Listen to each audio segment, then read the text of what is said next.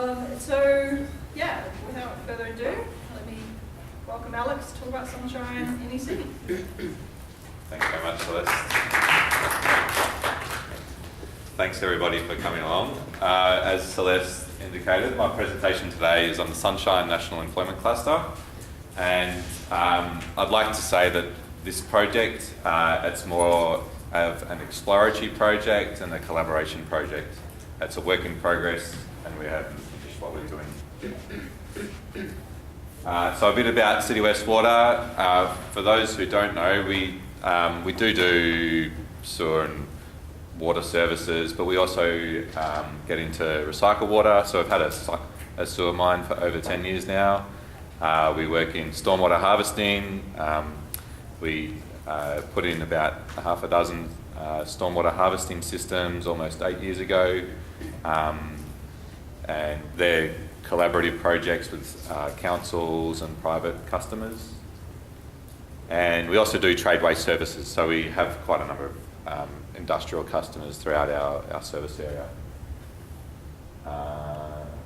And then, we service the CBD, etc. So the Sunshine Neck. The Sunshine Neck was identified, and I might also use cluster, precinct interchangeably. It's just on your feet for that.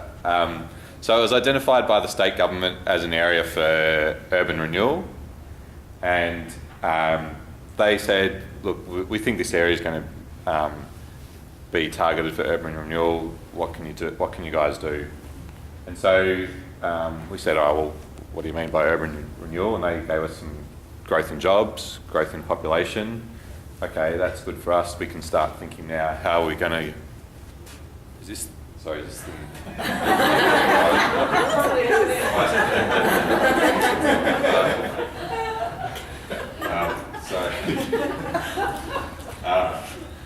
Can't see the screen now.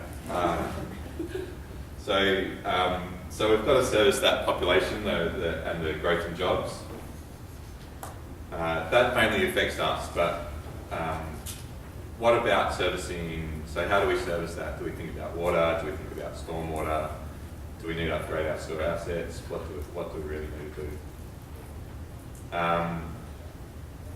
And we thought, well, traditionally we'd normally just look at water, but as time's growing and as our projects with recycled water and stormwater have shown, collaborative, integrated water cycle management can prove to yield greater results than just looking at a simple water services strategy. So we adopted a collaborative approach, and using the DELT framework, we're now doing that. So there's the National Employment Cluster. It's in the Brimbank City Council. You can see on the right there. And this image is from the Metropolitan Planning Authority, now the Victorian Planning Authority. So the state government's bestowed upon the VPA the powers to decide and govern how this area will be renewed.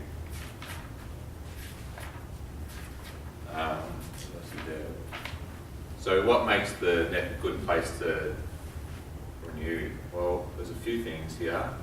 We've got the Metropolitan Ring Road through there. We've got a rail corridor there, which goes out to the western part of Victoria. We've got another railroad here that goes up to the northern Victoria, and along that one there's also freight. So it's at the intersection of a few major transport routes. We've got two town centres. We've got Sunshine and St Albans town centres. We've also got a health or medical precinct in here. Over here we've got Orica, which is a large chemical producing facility, and that's likely to be shut down and renewed sometime in the future.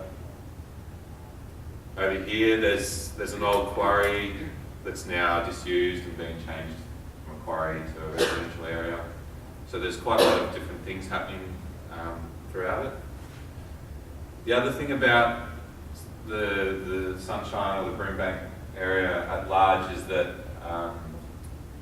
Department of Health collects information on the population throughout Victoria, and they give them a score, and the score's called it ERSED, which stands for Index of Relative Socio-Economic Disadvantage.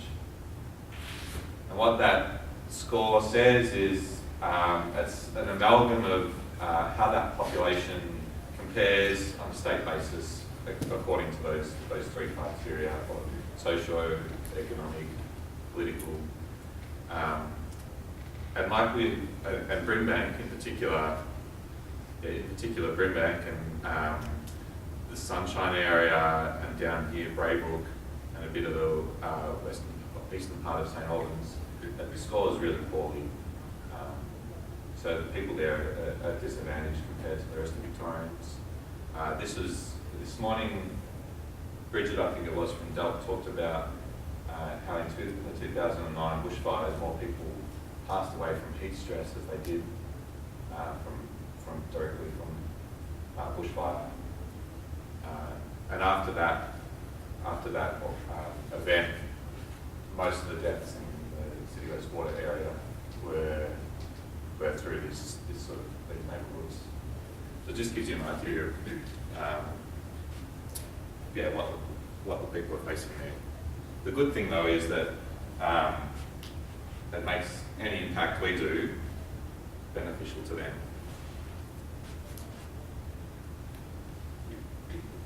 So what does it mean to plan an integrated water cycle management plan? What do we cover? Well, we've got to look at who's involved. So we've got Brimbank City Council, who is interested in drainage and urban amenity. So that's been things like I just said about the ERSED tests and scores and increasing open space. So they've got a policy, a better parks policy, which talks about having each resident no more than 400 metres from a park or an open space. So they've got good strategies on how to get people outside. They've got connectivity strategies. So those things come in to start planning integrated water cycle management. We've got City West Water, who we're interested in supplying water, creating economic zones and increasing people's well-being. And we've also got Melbourne Water, who looks at floodplain, waterway health, bulk water services. So that's what we've done so far. Like I've said, this is just an exploration project at the moment. We're looking, what can we do, and there's still some steps to be done. So we looked at our water supply, we looked at our sewage. We think our sewage is large enough to have capacity. Our sewage assets are large enough to have capacity for any future growth. Probably not much to do there. Water supply, well, there's a growth in 46,000, I think, was jobs, or there's a growth of tens of thousands of people there. So that's just our retail assets. But what about trunk mains or larger transfer mains? And really, is just supplying potable water the only way to go? Can we supply stormwater? Can we supply recycled water? And then waterway health. So that's already a mechanism that's in place with the planning provisions in clause 56. So we looked at, what we looked at so far is how can we link water supply with clause 56. And just to give you an idea, this is the growth of demand. So currently we don't supply 0 gigalitres per year. We've got a certain amount, but that's the growth we're going to experience. And then the sewage supply will be, or sewage take will be a certain portion of that. And then the other thing from rainfall is that there will be an increase in runoff. But what's interesting about this is if you look at the green portion relative to the volume of the red and blue portions, it's only about 1 month. So from a planning perspective and from a stormwater harvesting or from a stormwater management perspective, what that's really telling us is that the bulk of the new development will be going up. It won't be increasing in density horizontally. So a lot of the open spaces, a lot of the nature strips will be retained. That's what we expect to happen. So what we've done is we've come up with a few different options on what we think we can supply, how we can go about supplying water and related to clause 56. So we've got the base case, which is just supplying potable water, and then using clause 56 to manage drainage. And we recognise that if a new development was to happen, that the developer either has the option to put in stormwater tanks or to make a payment to one of the planning bodies, and that sort of money goes into the coffers somewhere. But for this project, what we've assumed is that water tanks are installed. First option we looked at, so what we did is we took the cluster area and we divided up into little catchments. So like I said, we've got, in one corner was Orica, another corner was the quarry that's been redeveloped. We've got a few different town centres. We just divided up into different catchments, the way it drains. And then we put in like a decentralised, water-sensitive urban design feature, wetlands, or something similar to manage the stormwater that's generated in that sub-catchment. The next one is we just looked at, okay, where is it easy to put in water-sensitive urban design? So that is Orica, that's the quarry site. Town centres, probably a bit harder. Let's just go with water tanks. Option 3, so that's just the base case, option 1, but with recycled water supply from Ravenhall. Ravenhall is a sewer mining plant that we're planning to build in the late 20s. That's mainly to service the growth out in the west growth corridors. So dual supply, source from centralised. So we looked at this option, what we thought, well, what about if we bring all the stormwater to a central point? There's a big landfill that's now being disused, and can we try and put in wetlands there and redistribute the water according to where it's needed?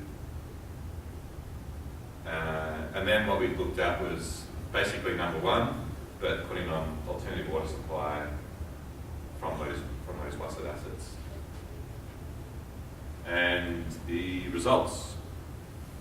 So this is the economic costs, the NPV. So we've got capital costs, we've got operating costs over a certain planning horizon. It's a 30-year project when the planning horizon for the project is. So we've got all those costs and we compared the options. What this really says to us from a water supply perspective or from a management of water is that the best economic cost is option 1, and that is to put in decentralised water sensitive urban design features on sub-precinct scale. If we want to look at alternative water supply to ovals, etc., we can do that. We can go to recycled water, we can go to a centralised source, or we could go to using option 1, but putting on stormwater reticulation assets there.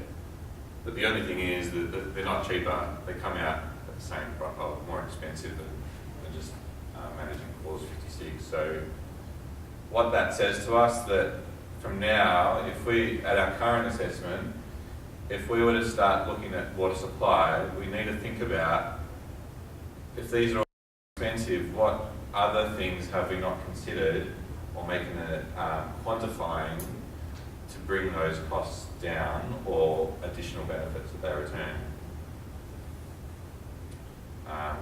And the other stark contrast here is that the base case, pretty expensive. I mean, really look at it, it's over double centralised on some features. So that's the other big thing for us that we want to explore with this project. So where to from here? Have we done as much as we can? Are we satisfied with what we have? And I don't think it is. I don't think we are. We can still find more information. So some features, I don't know if those are different colours up there. Sorry about that. That's all right. So one thing we need to look at with Melbourne water is flooding, and you can see there's a number of catchments. There's a number of creeks that come through. We've got nuisance flooding throughout the area, and we've got some 1 in 100 year flood events too. So we haven't started to capture how wasted assets or other sort of stormwater management features will manage that. We haven't started to consider urban amenities, so like how I mentioned, putting in parks, increasing water retention in the neighbourhoods, how that reduces heat island effects, how that gets people out of homes, gets them down to the parks, outside. There's a few other things there. So here, infrastructure damage, flooding, atmospheric gases. So tied into that is carbon credits. So Brimbank City Council has an urban forest strategy, and I can't recall exact figures. It might be 100,000 or 1 million trees, but it's in that order. And they want to plant a lot of trees, and they are doing it. So that through that they'll also be able to get carbon credits. It reduces the effects of severe storm events as well. So we're starting to think about what else can we do. So like I said at the start, we've got our retail water supply system. All our assets are probably going to be able to supply the water. I should say also in those costs we talked about any augmentation in supply volume from the desal plant. So any increase in capacity of desal plants covered, but we don't know the transfer assets. We don't know how the growth here will affect Melbourne Water's transfer assets from Cardinia Reservoir all the way to St Albans. That's a long distance, 40 kilometres I guess. The mains are metres in diameter. If we start bringing in alternative water supply, can we defer enlargement of these transfer assets? And there's a few other things here. I couldn't find any attractive images of the set or bedroom, so I have to go with text. But so we want to look at, we know SEP's under review, we know Betham's under review. What changes is that going to lead to? Are they going to stick with the 45% nitrogen reduction? Are they going to increase that? We're going to get more benefits. And another thing we think, thanks Celeste. Another thing we're thinking of is how Brimbank City Council manages their 56 planning provision. So currently they don't actually have any provision for managing collection of money or defining Clause 56 on a sub-catchment scale. So if they can change that provision so it's like, well, any development that happens in here, you'll make a contribution to the construction of a wetland here. They don't have a provision yet for that, but that's something we may be able to do. And then I'd just like to thank the people who have collaborated with us so far. So Ding Chan, I think, is one of the rooms next door. Nigel Corby and Ray Martin with